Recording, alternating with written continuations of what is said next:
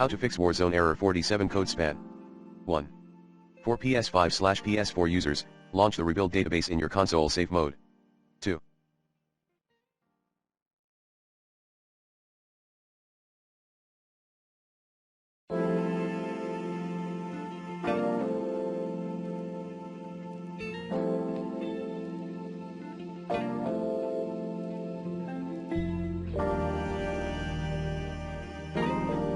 Clear console cache data, fully turn off your PS, remove power cord.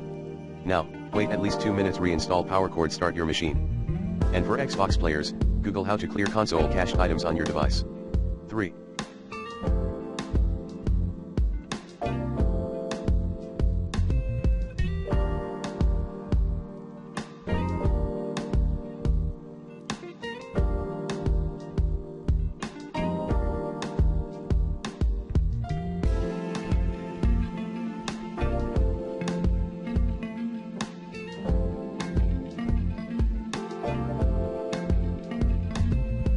Uninstall then reinstall Warzone app.